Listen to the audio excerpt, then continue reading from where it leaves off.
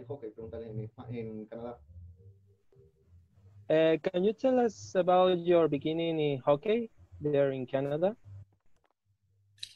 Yeah, I started playing hockey for a club called Vancouver Hawks. It's there's not hockey is not so big in Canada, but some people play it in Vancouver. So I started at about 6 years old with the Vancouver Hawks. But when you start as a kid, the season is very short. It's about 2 to 3 months of the year, so you only play a little bit. But I had some good friends who also played hockey, and we always played together every spring. Although it was typically kind of a secondary sport to me, I really enjoyed playing ice hockey when I was quite young instead. Bueno, él dice que él empezó a los 6 años en un club que se llamaba los Halcones de Vancouver, que dice que el hockey es un deporte muy de estación, que en general las temporadas duran entre 2 o 3 meses, que él tenía buenos amigos que también jugaban con él ahí, y que él lo veía más como un deporte secundario, porque el deporte que él más practicaba era el hockey sobre hielo. Sí, en Canadá es muy reconocido el hockey sobre hielo. Bueno, otra de las preguntas para que le hagas es cómo llegó al seleccionado canadiense. Yeah, Gaston said that ice hockey is very popular in Canada. And he asked, how did you go to the national hockey team? Well, it was because hockey is quite a small sport in Canada. You often have a connection to people who have played for Canada, if that makes sense. So within my club, I always knew older players who had represented Canada, which is really good because I think it gives you a self-belief that you can also represent your country. So I played in my club, and then also provincially. So I think it's similar in Argentina, provinces. Yeah, exactly. So our province, British Columbia, is probably the strongest in Canada. And so I would play provincial teams, and then I made the under-21 team when I was for Canada when I was 17, and I played the cycle of junior Pan Americans. We didn't play well at junior Pan Americans, but we didn't go to the World Cup. But then after that, I got selected for like a longer squad, like a development squad for the senior team. And I did a couple years doing that before I was playing all the tournaments for Canada. But it's a little bit of a process, and you kind of hit steps along the way. Bueno, él dice que el hockey, al ser un deporte tan chico en Canadá, es como que en general se conocen casi todos los jugadores, se conocen con todos, que es algo muy escalonado y muy progresivo, que él empezó jugando en el club a nivel provincial. Justamente la provincia donde él vivía era una de las más fuertes en el circuito, y después fue convocado al sub-21 para jugar los Panamericanos, y que no tuvo un gran desempeño, como él dice, pero de ahí fue escalando hasta, bueno, fue preparándose para entrar ya al seleccionado mayor. ¿Tiene alguna experiencia con el seleccionado mayor para que cuente? ¿Primera experiencia en un torneo internacional? Do you have any experience with the senior team? Would you like to share us? In a tournament, in a cup? I've got lots of experience with the senior team. So I've played with the senior team for about 16 years now. So very fortunate to play 2 Olympic Games. Tokyo will be my 3rd. 2 World Cups and lots of other tournaments as well. Lots of Pan American tournaments. It's okay. It's been a fantastic experience to represent Canada. To be honest, one of my favorite memories is actually in, you guys are in Argentina, correct? Yes. Yes. one of my favorite tournaments was in Argentina, in Buenos Aires at the Senard in 2015. That was where we qualified for the 2016 Olympic Games. So we had a fantastic match against New Zealand. Well, it was fantastic for us, where we tied 0-0, but went to a shootout. And it was a really long, I think, 15-round shootout. But ultimately we won and qualified for the Olympic Games, which was really special and important for us, and a really good memory. Bueno, él dice que buenos recuerdos tiene millones, porque él juega hace 16 años para el seleccionado. Con Tokio, este sería su tercer juego olímpico, 2 copas mundiales, muchísimos torneos. Si él rescata uno fue cuando participó aquí en Buenos Aires en el 2015 en el partido contra Nueva Zelanda, que terminaron 0-0, pero que fueron a tiempo de alargue, que fue bastante emocionante y que les permitió la clasificación para 2016. Eso es uno de los momentos que él más recuerda.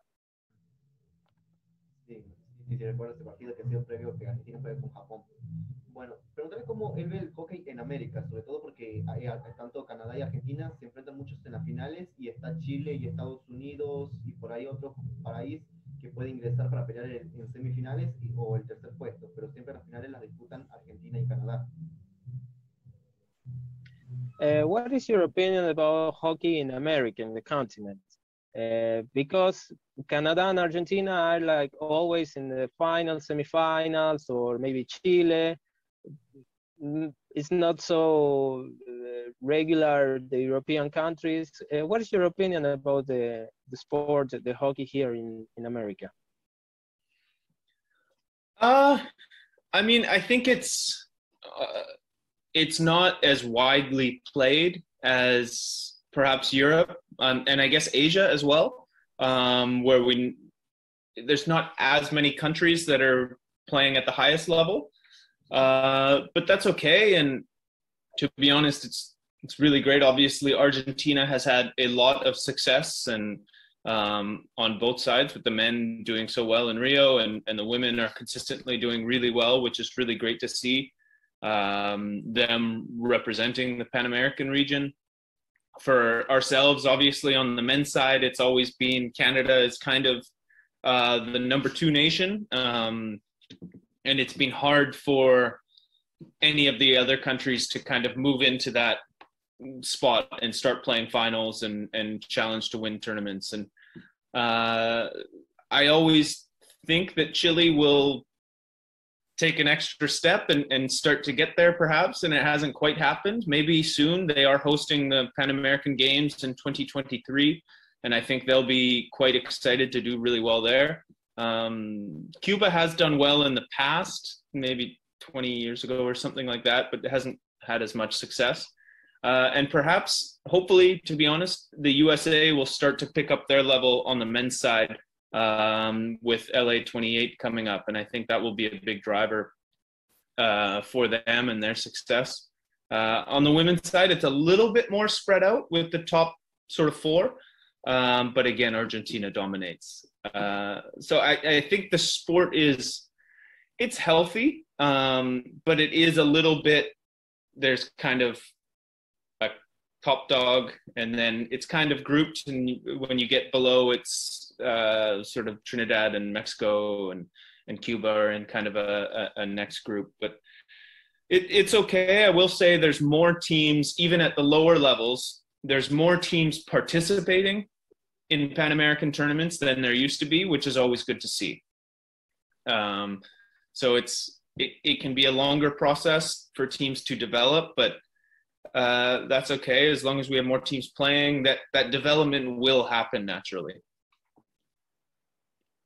Bueno, él dice que a pesar de que no es un deporte tan esparcido como en Europa o como quizás en Asia, él reconoce que hay un muy buen nivel, que es un nivel que está dentro de todo bastante equilibrado entre las selecciones de hombres y las selecciones de mujeres. Por supuesto, él posiciona a Canadá como el segundo mejor equipo de hockey masculino, pero él espera también una cierta escalonada de, por ejemplo, Chile, que tiene que ser host de los Panamericanos, incluso espera algo de Estados Unidos, pero él dice que está como muy seccionado, que hay equipos que están siempre entre los 4 primeros y después por lo debajo están los otros equipos como México, como Cuba, pero reconoce también que últimamente en Juegos Panamericanos están participando muchas más selecciones de las que solían participar. Y eso para él es bastante bueno, bastante esperanzador. Sí, sobre todo, preguntarles que el año que viene se viene la Copa América, la Copa Panamericana en Chile. Eh, es clasificatoria al Mundial, se juegan 2 cupos y seguramente estarán peleando junto con Chile la clasificación más que se juega en Santiago, allá en Chile. Next year is the Pan American in Chile. Mhm. And are you fighting for the classification? Personally or as a team? As a team. Yeah, of course. So that tournament is also unique because, of course, you're playing to win the gold medal, but also the top 2 positions qualify for the upcoming World Cup. So there's something kind of special about playing the final as well, where it's a good accomplishment to know that your team is going to the World Cup. So I think with us having prepared for Tokyo now and getting that experience, I think that will be important for our team and will kind of put us in a good position leading into the Pan American Cup. And I think we'll be a competitive team there for sure. I think ourselves and Argentina will be at a little bit of an advantage, having had a competitive summer. But Chile will be well prepared, I think, playing a tournament at home. And the USA has been, I think, better in recent years and will also be well prepared. I think a lot of their players play in Europe in good club leagues, so they will be playing hockey at a good level. So I think those 4 will most likely be the teams that really compete to play the final, but you never know, maybe another team will step up as well. Bueno, él dice que justamente es muy importante, ¿no? Esto de los 2 cupos y que ellos van a ir con una mentalidad muy competitiva, más allá de que Chile sea local, lo que les puede dar una cierta ventaja, pero él posiciona más o menos a los favoritos entre Argentina, Chile, Estados Unidos y Canadá, esperando él que quizás pueda haber otra sorpresa, pero él considera que entre esos 4 va a estar la clasificación. Y bueno, como se están preparando para Tokio, están muy mentalizados y están listos para darlo todo en la cancha, como dicen. Bueno, sí, otra pregunta de ¿cuántos días se entrenan el seleccionado canadiense al año o cómo hacen concentraciones por días o entrenan todos los días?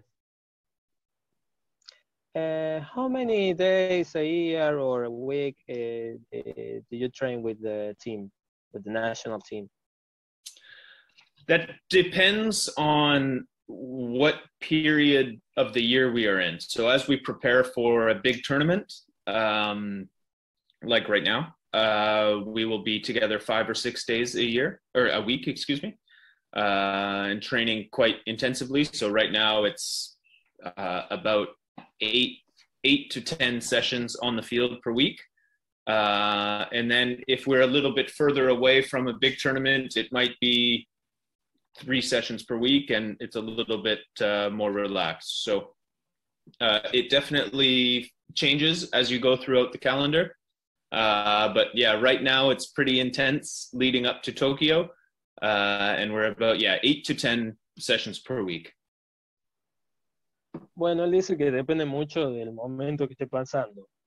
Por ejemplo, ahora que se están preparando para un torneo, hacen 8 sesiones por semana, aproximadamente 5 días a la semana, 6 días a la semana. Es bastante intensivo el entrenamiento. En el caso de que haya un torneo con más tiempo, hacen 3, 4 días a la semana, mucho menos intensivo. Pero sí dice que hoy, preparándose ya para Tokio, están con un entrenamiento muy intenso. Sí, pero entonces si siempre las concentraciones se hacen en las ciudades de Vancouver o Toronto o Montreal, o en dónde concentran, en qué ciudad. In which city are the training? In Vancouver, in Toronto, Montreal? So we mostly train in Vancouver. There's the most facilities in Vancouver for hockey. And because of that, most of the players are from kind of near Vancouver. We have some players from Ontario as well. And now there's, in the under 21 team, there's a bunch of players from Quebec as well, which didn't happen before. So it's really great to see. But normally we're training in the Vancouver area. Bueno, él dice que normalmente concentran en Vancouver porque es la ciudad que tiene más facilidades con respecto al hockey y que en general los jugadores son de zonas aledañas. Pero, por ejemplo, le llama la atención que ahora al sub-21 hay muchos chicos de Quebec, que es algo que no había pasado antes. Pero en general las concentraciones son en Vancouver. En el estadio que está en Vancouver pasa un tren. ¿Cómo es llevarlo del día a día cuando pasa el tren? Vi en varios, en una Worldly que estaban jugando las chicas, pasaba un tren y me quedó esa sensación. Here Gaston says there is a train in the stadium or something like that. Oh, no. I know what you're talking about. Yes, there's a train that goes by the hockey pitch. Yes. Yeah, and how is about that? It's annoying. It's a relaxing sound.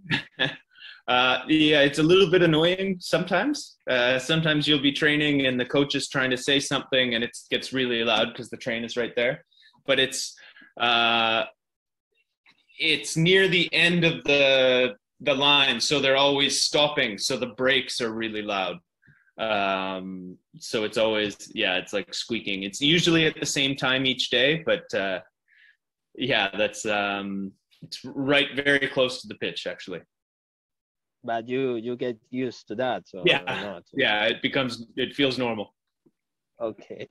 Bueno, sí, dice que justamente la estación, la parada que le damos nosotros está muy cerca de ahí. Así que constantemente está pasando el tren, dice que el sonido es muy fuerte, es molesto, por ahí no escuchas una indicación del técnico, pero bueno, como él dice, uno se acostumbra y ya lo toma como algo usual, pero es bastante molesto, sobre todo el sonido. Como te dice. Bien, pregúntale cómo ha sido la preparación luego de la clasificación a Tokio, sobre todo como fue toda la calificación de la FIT, con Irlanda, ¿cómo ha sido su preparación hasta no sé cuándo embarcan ellos ya a Tokio? Can you tell us about the training for Tokyo? I don't know when you go for the Olympic Games. When are you leaving Canada? We have 10 more days, I think, and then we leave on the 12th of July, and we will go to Japan for going to a smaller city for about 5 days, and then we enter the athletes village on the 19th of July. So it's just the final stretch of training in Canada right now, and looking forward to July 12th when we can take off. And how was the training? It's been good. Yeah, it's quite intense right now. It's going to be physically demanding in the tournament, and we're trying to match a little bit of that demand now so we can feel what it's going to be like when we're playing, for example, 2 games back-to-back against really good teams. It's also in Vancouver right now. It's the hottest weather we've ever had in the city. So it was, I think 40 degrees Celsius yesterday and the day before. So it's very, very warm, which is, it's tough to train, but it's also very good because it's good preparation for Tokyo, which will also be quite hot, I think, as well. So it's been difficult training, but we're playing good hockey and hopefully preparing ourselves to play against some very good teams in Tokyo. Well, 40 degrees here in Tucumán is like winter. So okay, so maybe I don't visit Tucumán for hockey, just for pleasure. No, bueno, me dice que la preparación es muy intensa, se están preparando con todo. Bueno, también hablaba un poco esto de estar preparado porque va a ser un torneo muy competitivo, donde van a tener que jugar 2 partidos. Bueno, están a full y que también están sufriendo temperaturas muy altas en Vancouver. Dice, por ejemplo, ayer tuvieron 40 grados, que es algo rarísimo. A lo que yo le hice un chiste que dije que aquí 40 grados es invierno, a lo que él me dice que no va a venir a Tucumán entonces. Y bueno, dice que el 12 de julio se están yendo ya para Japón y el 19 estarían concentrando ya en la Villa Olímpica. Así que le quedan más o menos 10 días de entrenamiento y ya embarcan para allá.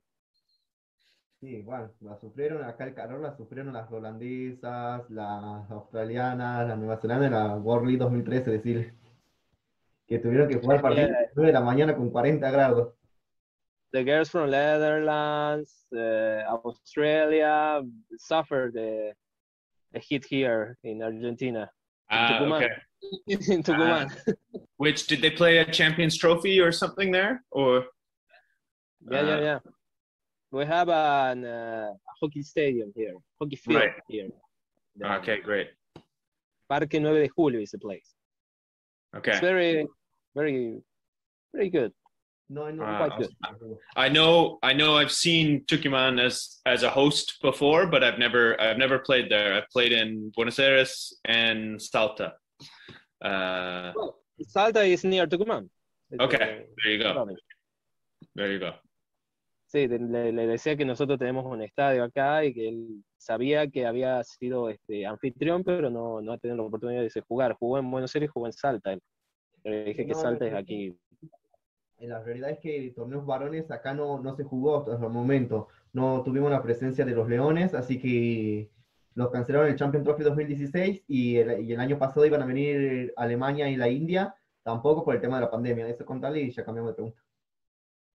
Yeah, Gaston said we don't have a men tournament here. The women teams play here, but we don't have the champion trophy in 2016. And for the COVID-19 situation, we don't have the matches, but the men didn't play here yet. Okay. Yet. So maybe you come.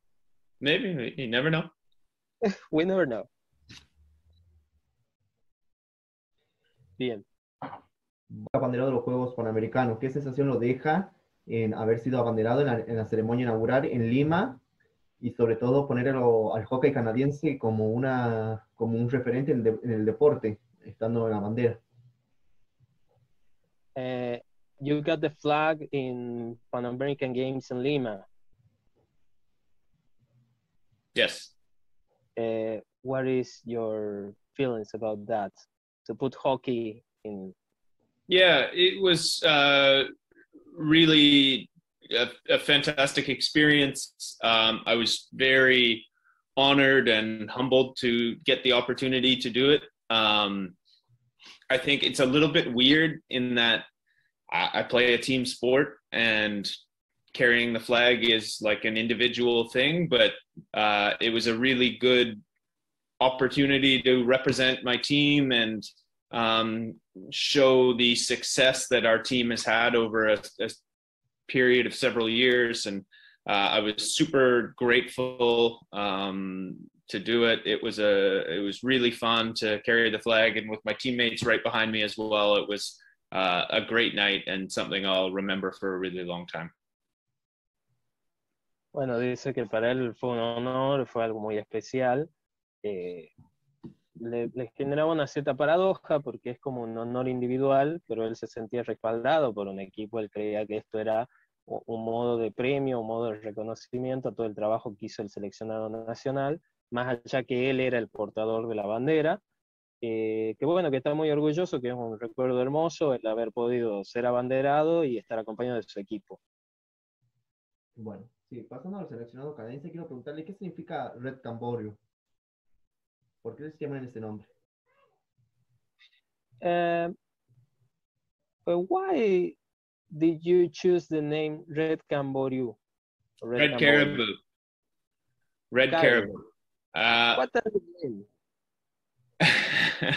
I think it's an animal. Yes, it's an animal. So it kind of started as a joke, and then because you see Los Leones and Kookaburras, Black Sticks, all that sort of thing where teams have a name, we decided we should do something just for fun. And then we wanted to pick, okay, red is obviously Canada. And then caribou is very much a Canadian animal. So it's basically caribou is like what Santa has in front of the sleigh with the antlers and stuff like that. And it's on, I don't have it, like it's we have animals on our money, so you see them on the money. I can send you a photo, but it's a very Canadian animal. And also because they have the antlers that stick out of their heads, we started doing this when we score a goal. Like it all started as a joke, but then it started to, other people would start to call us the Red Caribou, and I guess it was successful. So yeah, it was just kind of a fun thing one day, and it's stuck around for a few years now, which is good. So it started like a joke, but become a cultural impact, let's say. Yeah, kind of, yeah. Okay. Bueno, sí, dice que el caribú es un animal muy típico de Canadá, que incluso está en el billete, que ahora no tiene una mano, pero que ya nos va a mandar una foto. Que bueno, que primero se inspiraron en esto de los leones, en esto de poner un animal como mascota del equipo, el rojo por el color canadiense, que primero empezó como una broma, porque no hay caribú rojo. El caribú me dice que es un animal parecido al alce, parecido al reno, que tiene una cornamenta, y que bueno, empezó como un chiste, empezó a quedar en la cultura colectiva. Justamente ellos al anotar un gol hacen esta expresión, que es la de la cornamenta del caribú, y que bueno, que quedó como su apodo. Empezó como un chiste, pero quedó ya como su apodo. Ahí mando creo que el link del caribú. Otra de las preguntas es, ¿qué le cambiaría al hockey en América para que sea más competitivo a nivel europeo? Will you make any change in hockey in America to make it more similar to European in instance of competition?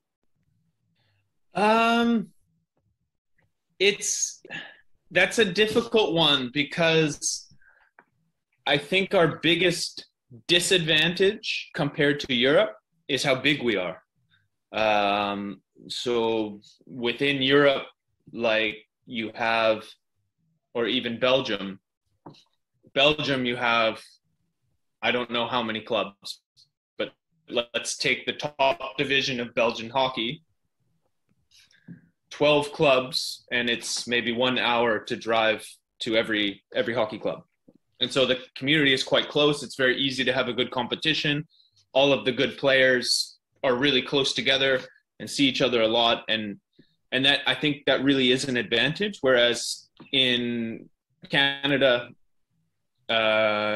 it's 5 hours by plane to go to Toronto, where there's another good group of players from Vancouver. So it's a little bit more difficult. The USA is similar, and I think Argentina is spread out as well. So and then from there, if we want to play, say, we can't play club tournaments or club events because Argentina to Canada, it's so far.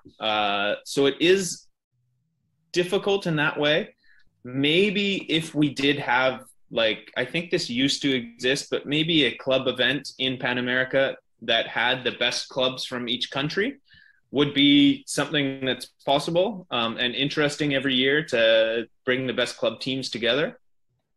But it is a good question, because obviously Europe is very far ahead, but I think a lot of that is geographical. And then the one suggestion I would also make is that the club, I think South America has more of a club structure that is similar to Europe. In North America, we don't have that.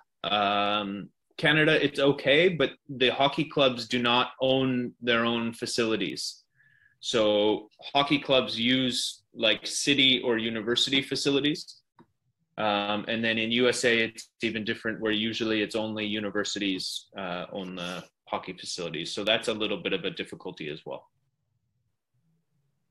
Bueno, él dice que, primero que es muy buena la pregunta y que es muy difícil, pero que él cree que uno de los principales factores que marcan la diferencia entre americanos y europeos es la distancia. Como él dice, si uno toma el ejemplo de Bélgica, en Bélgica hay 20 clubes que están muy interconectados porque son distancias cortas las que tienen que recorrer. Son jugadores que tienen un contacto más grande. Él pone el ejemplo de que para ir a Montreal tienen que estar 5 horas en avión desde Vancouver. O nos pone el ejemplo nosotros en Argentina, donde las distancias también son muy grandes. Al ser América tan extenso, quita un poco esta posibilidad de relacionarse entre clubes, como él dice, o dentro del mismo país, que él no recuerda si se sigue haciendo, pero no hay una instancia de un interclubes, por ejemplo, con clubes de Canadá, clubes de Argentina, que sí se da en Europa, pero él cree que principalmente a nivel competitivo ese sería un cambio, y ese es un gran problema, una gran adversidad, que es que nosotros tenemos países muy extensos, con territorios muy extensos. Como él dice, si uno incluso quiere jugar contra Argentina, estamos en las dos puntas del continente.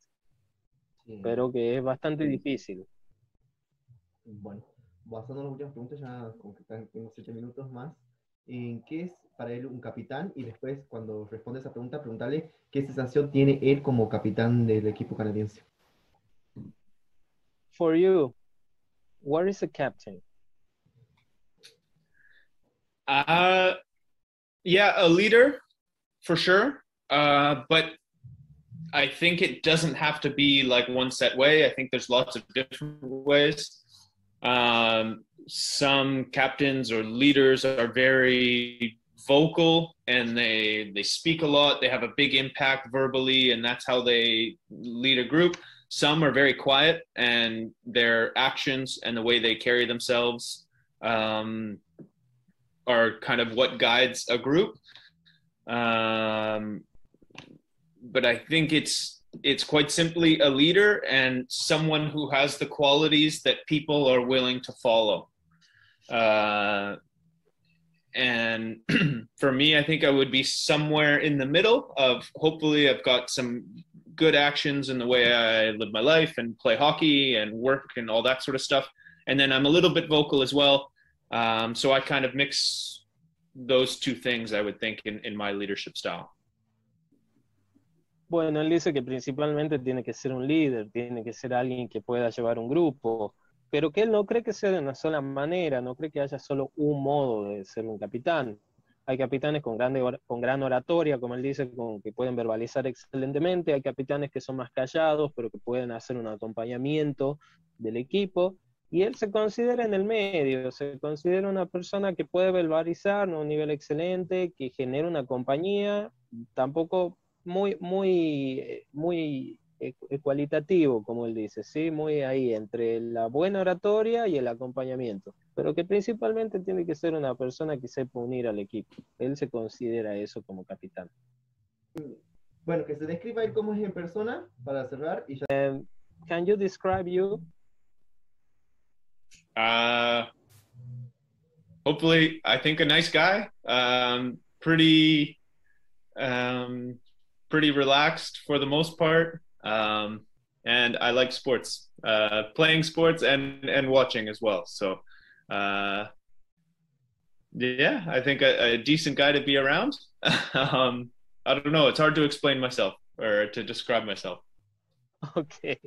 Bueno, él se describe como una buena persona,